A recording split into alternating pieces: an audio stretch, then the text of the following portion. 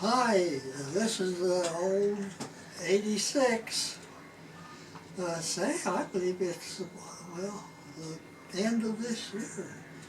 I might can be able to call myself 87, but we'll figure that out later. Just 86 years old, you know. So, just last time it was about that. It wasn't a nuclear plant, but I called it that because that's what they was going to make out of it later on, the same plant. They're just going to change the boilers. And when the government let them use the nuclear boilers, the government wouldn't let nobody do that yet. And when I finished that job, that was that 12-hour a day, 7 days a week job, and one where I had to promise my wife that she would take a little more of that long hours, that I'd take a year's vacation, which we did. But after that job, let's see, oh,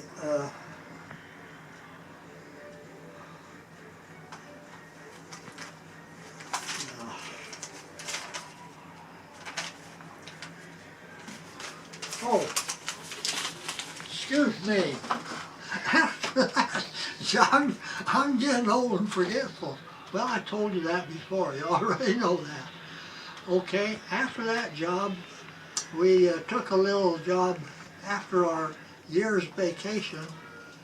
We, being as, you know, there were no big jobs real handy. We took a job managing the Poor Boy Motel in northern Utah, or 3/4 of the way up. in Utah, I think it's Utah. Anyway, the Poor Boy Motel, and it was just in a small town. Well, the big thing in that town was up in the mountains north of there. They had a big area where they was digging up dinosaur bones. And the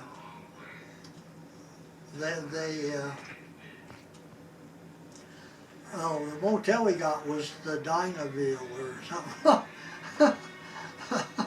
Something to do with dinosaurs. And just across the street they had a big, I guess, I don't know what it's made of, probably wood dinosaur.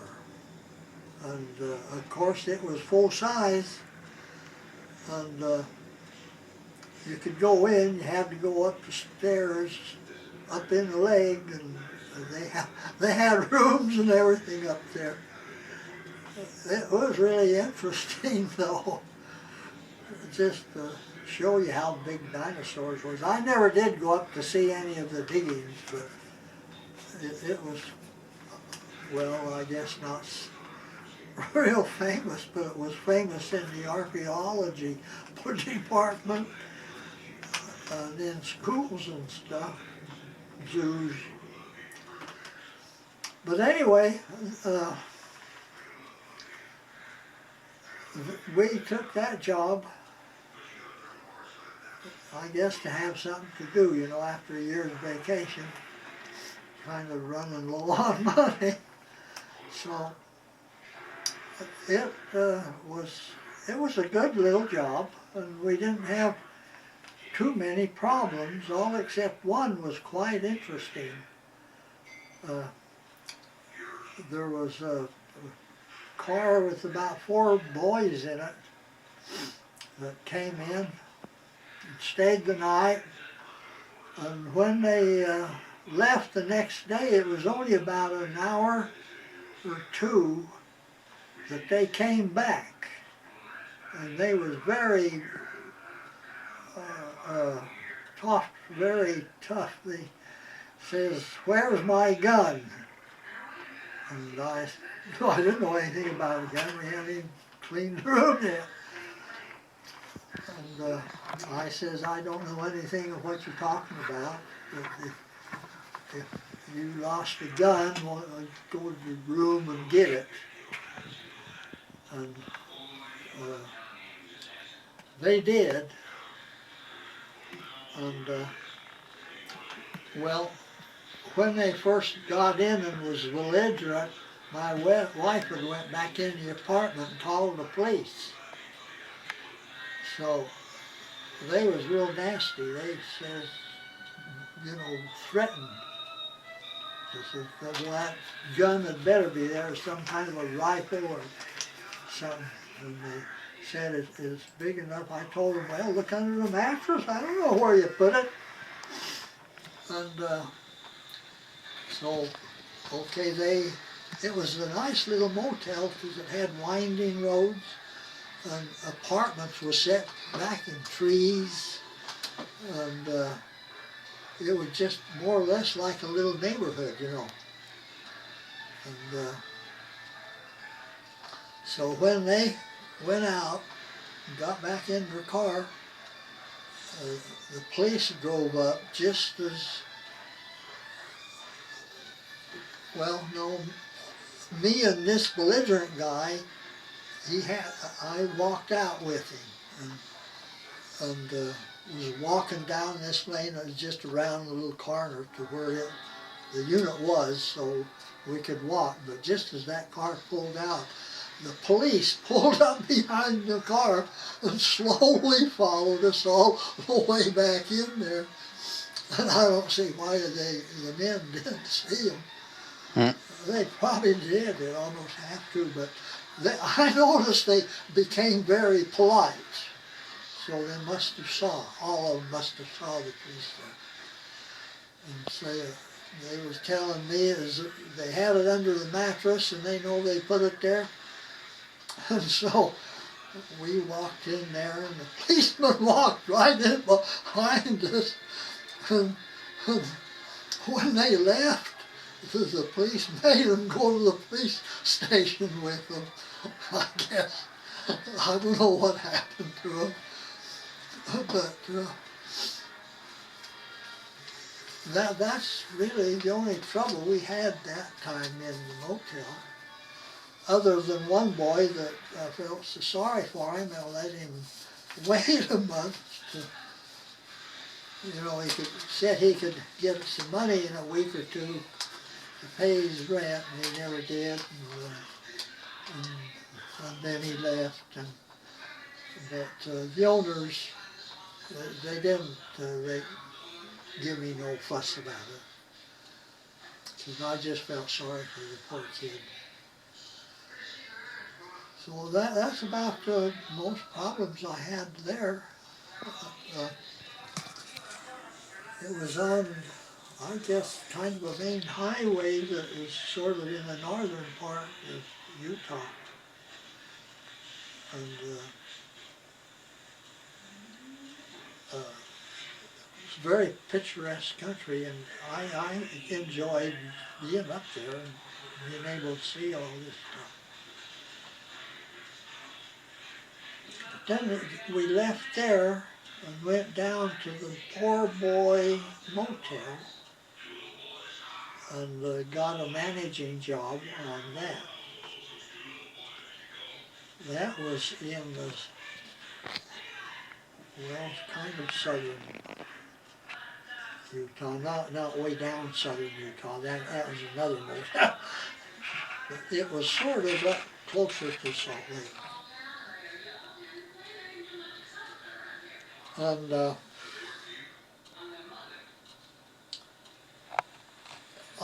while I was home, about that time when I was home, I wasn't working, so my father wanted me to go. What he had done, he bought his old ranch when his parents came.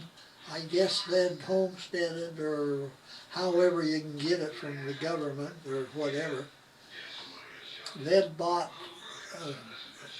well, I think 40, no, it was a section, a whole section. And that must be the ranch that my father was telling me that when he was a kid, you know, how he would catch wild horses. Right. I've told you about that. So he had bought his old ranch, and it was right on the Idaho-Utah line on a dirt road. Well, farther on down the road there was a town, and there's little towns all over out west, in the mountains. Little towns, you know, ranch towns. Right. Just like you see on Gunsmoke and these here movies, Western movies. There's a lot of little towns that looks like that still, because they are way back in the mountains. And, but the people's real nice. All of them I ever met. But anyway, where Utah, right on the northern border of Utah, is Idaho. And his section was 6 miles from the main highway. So we still had that dirt road. He'd bought that same land. And by paying the back taxes. Now that's something a person can think about. If you want to go out and buy some land, you have to check, I don't know who you check with the Land Bureau or something, because he bought it just for paying some back taxes that the rancher had owned and left and couldn't pay them. So, and this is the one where he caught those wild horses and stuff. But now that 6 miles was where, let's see, there's 1, 2, 3 states all met. It was Utah, and then the one over from Utah going west, or east, and then Idaho. Of course, Idaho is mostly the border between Idaho and Utah. Well, there's a pass there, and that's where my grandparents, grandparents, I don't know whether it's my grandparents or great-grandparents, but I think it must just be my father's parents. Because, yeah, they stopped there on the summit. Now, it's not a big hills going up there. There's a lot of hills and there's a lot of roads going up, just like from the summit there, the point where this little town was now. By little town, I mean a gas station and a cafe and a motel. I mean, that's a town. Right. And going on north up in Idaho, you could look for, 10, 20 miles down. We was up on the summit. And from his land and where the highway met, where they built a hotel. Well, it was a hotel motel and cafe. And I guess they had a cafe but they called it a hotel. And I have some literature that was wrote back in those days, and that's what it refers to that area as, is a hotel. Right. And they had a name for it. But, so my mother worked there as a maid, helping make beds and everything and cooking. And they had, she told me, I was talking to her about it one day, and she says, yes, she says, when one of the maids was holler out, for the hotel could hear, Elizabeth, your boyfriend's coming. Because it was just, his ranch was just 6 miles and the road was kind of up a hill and curved down and then went back up. And you could see the whole road, and it was a dirt road. And you could tell because anything going over that road left a bunch of dust, especially the cars and the motorcycle. Because my father had a motorcycle back in those days, a Harley Davidson motorcycle. And one of the nurses, the maids, or whoever would look out the window, could see this big cloud of dust coming. Oh, that was my great-grandfather coming, or no, that was my father. Yeah. Coming, because he tells me all kinds of tales about when he chased wild horses. So that really happened. Now, it was an ideal spot because even though we was on the borderline, there was a fence there, a state line fence, just a fence. And it went up a little up in the canyon. Well, it wasn't really a canyon. It was, I don't know what you'd call it, but it couldn't be a canyon like with a road on, but it was a canyon with a waterway coming down.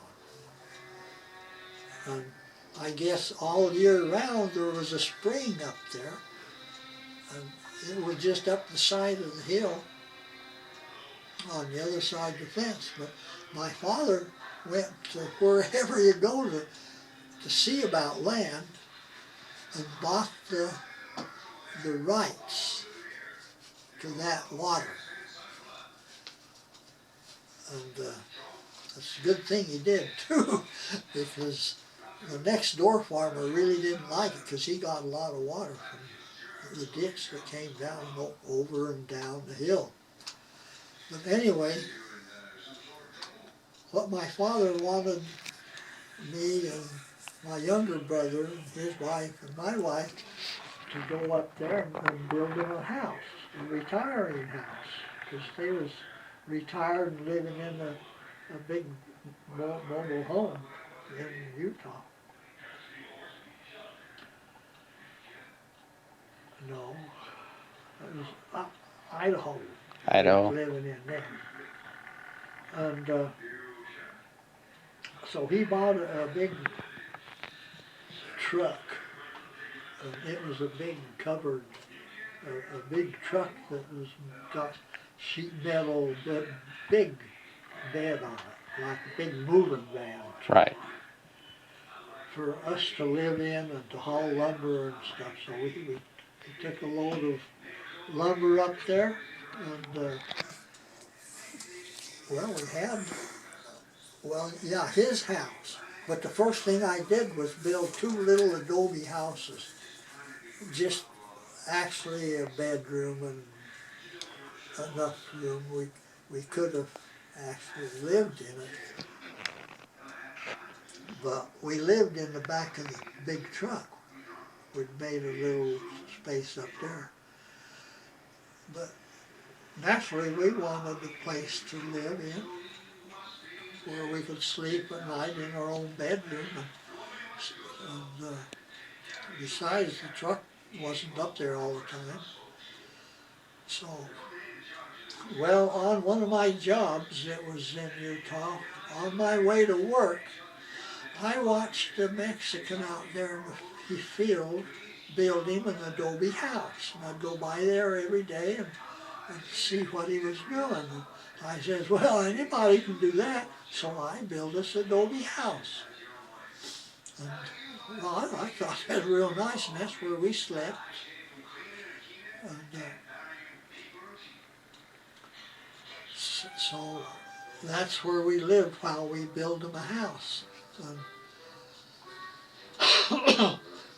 the land sort of sloped down, because we was now where the land came down steep from the mountain there, and then at the borderline it leveled off. It was still a slope, but it's good to have a little slope on some land if you're going to raise hay or anything. And besides, we was going to pipe that water down. And so we built him a house, and I really liked that house myself. I designed it. So I should like it. But being on a slope,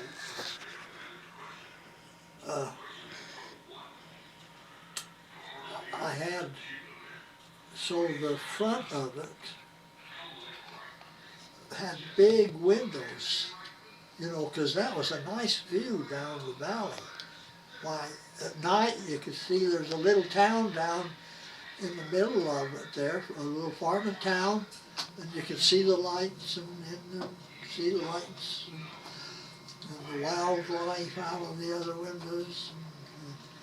It was nice. So I had big windows in the living room, and I had it fixed so that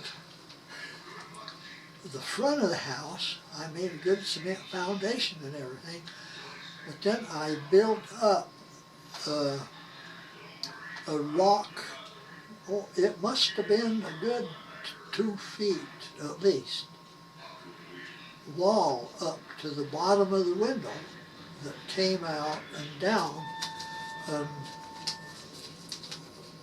we planted bushes and flowers along there.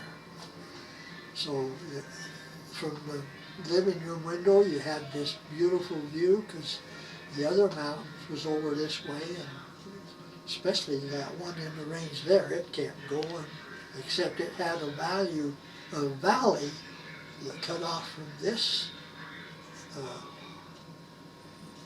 valley going this way. It went down, but it came back up hills. It could go that way, but it was just a valley cutting through the mountain. There's a lot of ranches and houses all over. There's nothing like a city. I mean, nothing like that. In fact is, you couldn't really see but 1 or 2 houses from our place. Right. So it was really out in the country. Well, we had, while we was building the house, we had fun. I had other brothers come up too, and we had fun shooting jackrabbits. Well, you had to shoot them because, and you couldn't eat them because most of the jackrabbits all in that whole southern Idaho has got some kind of disease or germs, and if you ate them, it's really hard. It could kill you, you know. Right.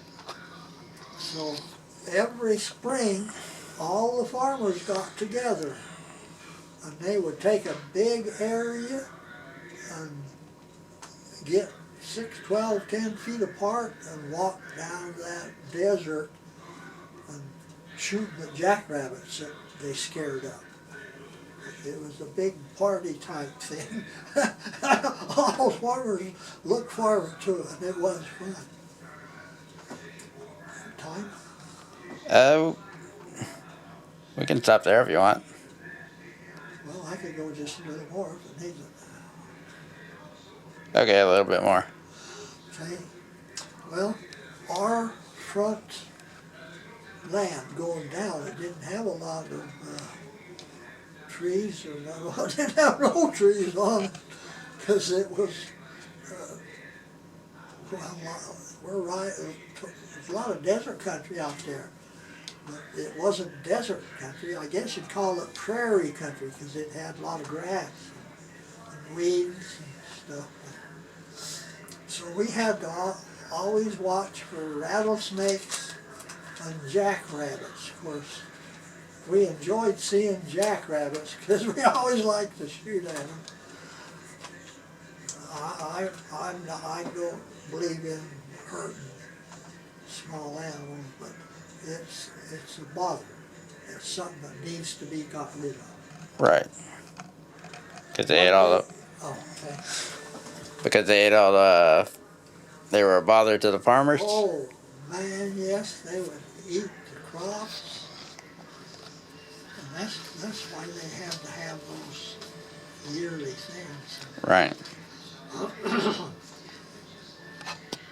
Is that everything? Want to stop there? Oh no, I can tell one more thing. Okay.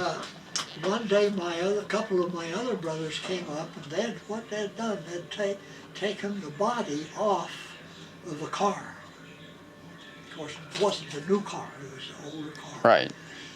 And just left the seats on it. And we'd get out there well, you could drive all over our section. And we'd get out there, and the jackrabbit would jump up here and there, and oh, we had fun shooting at them.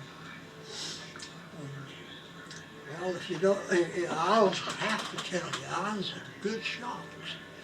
You take a jackrabbit. Well, I've had this happen. A running jackrabbit is hard to hit, and I'd hit this jackrabbit, and it kept going, and I could see its intestines flopping along behind it and all that, but it kept running. And then I hit it again. Now that's shooting. But it's fun. What type of gun did you use? Well, I had a good. I had a 45 pistol and a 38. A pistol shooting a running jackrabbit. You go try it someday. Well, I spent a lot of time when I was a kid up in Idaho going out in the desert to the city dump.